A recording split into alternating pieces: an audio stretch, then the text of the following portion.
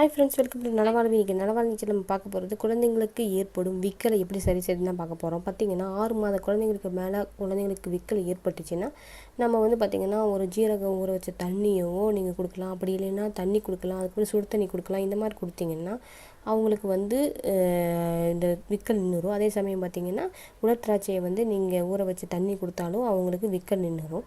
ஆனால் பார்த்திங்கன்னா ஒரு 3 நாள் குழந்தையோ இல்லை 10 நாள் குழந்தையோ இல்லை 1 மாத குழந்தையோ இல்லை 3 மாத குழந்தைக்கோ விக்கல் ஏற்பட்டுச்சுன்னா அது எப்படி சரி செய்யுதுங்கிறத பார்க்கலாம். பார்த்திங்கன்னா அந்த மாதிரி சின்ன குழந்தையாக இருக்கிற பட்சத்தில் நீங்கள் விக்கல் ஏற்பட்ட உடனே நீங்கள் தாய்ப்பால் கொடுக்கலாம். தாய்ப்பால் கொடுத்த உடனே அவங்களுக்கு விக்கல் நின்றுடும்.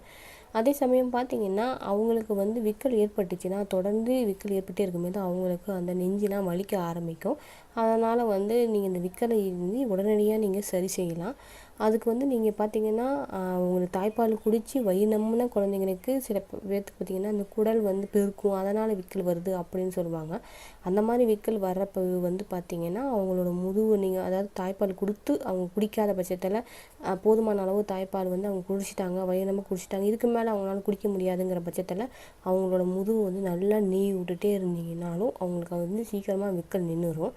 அதே சமயம் அவங்கள முதுகை நல்லா தட்டி விடணும். ஒவ்வொரு டைமும் நீங்கள் தாய்ப்பால் கொடுக்கும் போதோ இல்லை நீங்கள் பால் கொடுக்கும் போதோ அவங்க முதுகை தூக்கி நல்லா தட்டி விட்டிங்கன்னா அவங்களுக்கு ஏப்பம் வரும். ஏப்பம் வந்துச்சுனாவே பெரும்பாலும் விக்கல் வரவே வராது. ஏதாவது ஒரு டைம் தான் விக்கல் வரும்.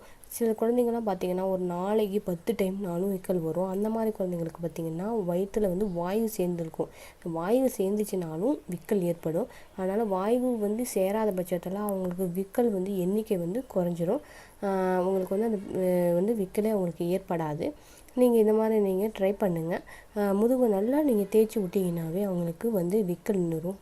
அதுக்கப்புறம் அதுலேயும் சரியாகலைன்னா நீங்கள் தூக்கி நல்லா தோல் மேலே போட்டு முதுகை நல்லா நீவி விட்டு தட்டி விடுங்க.